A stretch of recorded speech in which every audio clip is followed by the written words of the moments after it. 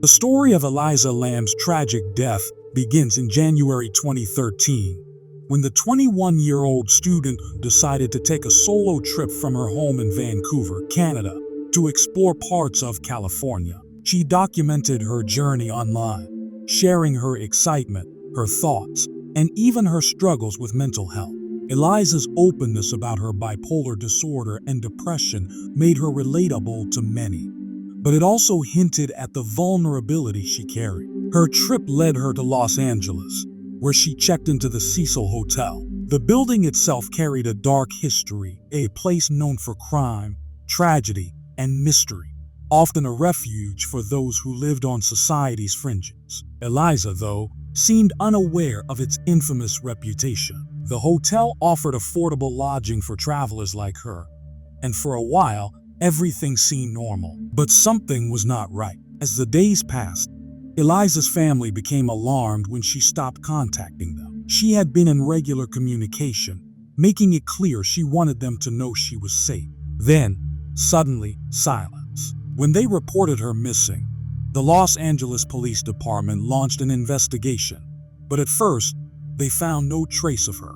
Flyers with Elisa's photo spread across the city, her bright smile contrasting with the growing sense of unease. Then came the video. The chilling footage from the hotel's elevator was unlike anything investigators or the public had seen before. Elisa is seen entering the elevator, pressing multiple buttons and then waiting. The doors refuse to close. She peeks out into the hallway, her movements sharp and deliberate, as if she is being followed. She retreats into the elevator, presses herself against the wall, then moves forward again. Her actions grow more erratic.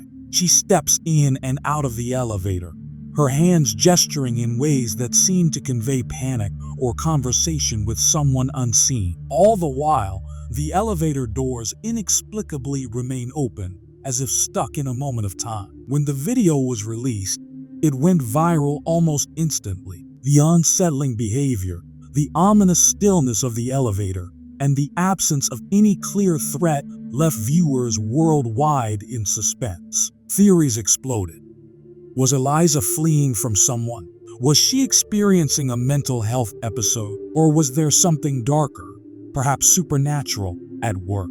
The video gave no answers, only more questions. Weeks passed with no word of Elisa. The unease turned into horror when guests at the Cecil Hotel began reporting oddities with the water. Complaints of low pressure, discoloration, and an unusual taste led the hotel's maintenance workers to the rooftop water tanks. What they found defied belief.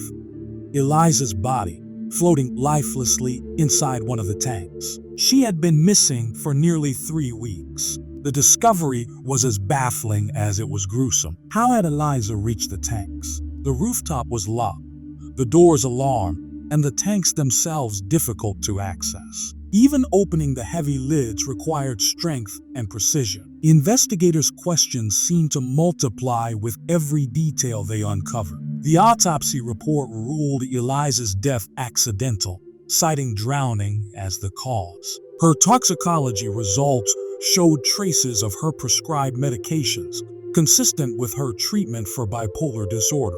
There was no evidence of drugs, alcohol, or external injuries. The report suggested that Elisa might have experienced a manic episode, leading her to act irrationally and ultimately end up in the tank.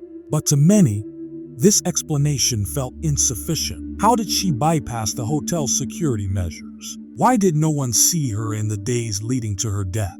And what about the elevator footage, which seemed to hint at something or someone sinister? Theories about Elisa's death spiraled further. Some argued foul play, insisting that she couldn't have accessed the rooftop alone. Others pointed to the Cecil Hotel's notorious reputation, recalling its long history of violent crimes, suicides, and even connections to serial killers. For those inclined to believe in the paranormal, the case was a chilling confirmation of the hotel's haunted legacy. The building itself seemed to loom over the story, its dark past casting a shadow over Elisa's fate.